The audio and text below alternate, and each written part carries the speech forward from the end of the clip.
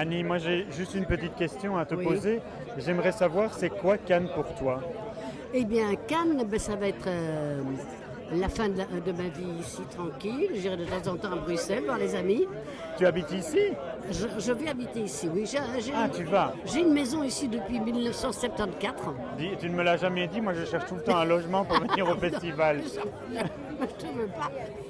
Tu ne me veux pas? Non, mais rendez compte un peu. C'est quoi Cannes pour moi?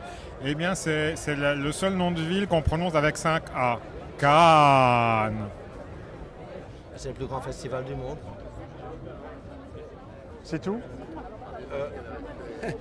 C'est pas mal, non? Le plus grand festival de cinéma du monde, c'est bien ça, non? Le festival de Cannes, parfois c'est une mise en lumière de films, et puis parfois c'est une corrida aussi, il y a des mises à mort. C'est l'occasion de venir présenter nos films, voilà. Mais le souvenir de Cannes qui est le plus percutant, c'est avec toi, Mister Emma. C'est quand tu m'as fait une interview au Carlton et que je ne sais plus quelle connerie tu m'as raconté. Mais c'était très drôle. C'est quand tu sors de tout ce bazar et que tu vas te promener au bord de l'eau. C'est mes souvenirs particuliers de Cannes.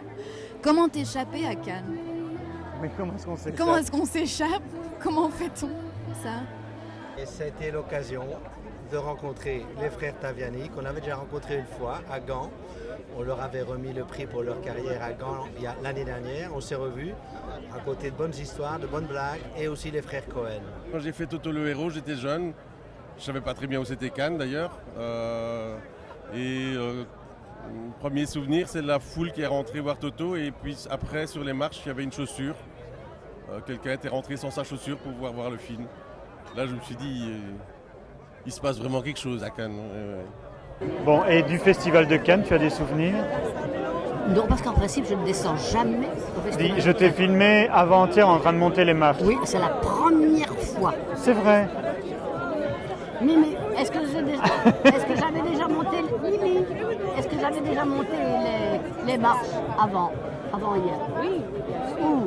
Ah! Mais non, j'ai jamais monté. Mais non, je me serais cassé la figure. Mais non, Mimi.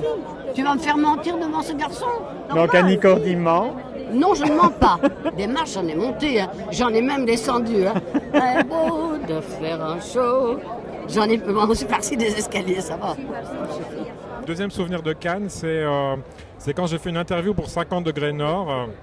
Et en fait, j'étais sous une sorte de parasol, il pleuvait à seau.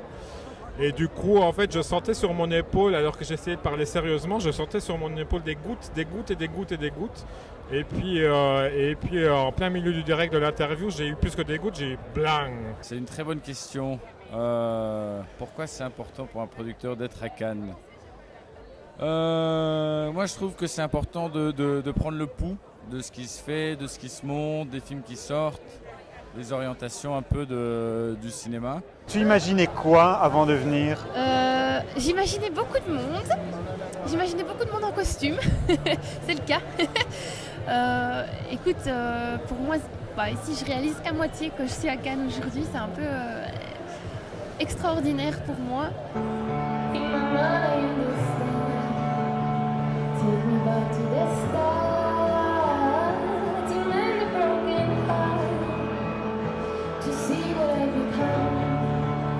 J'ai jamais espéré ça dans ma vie, mais enfin voilà, c'est arrivé, c'est super.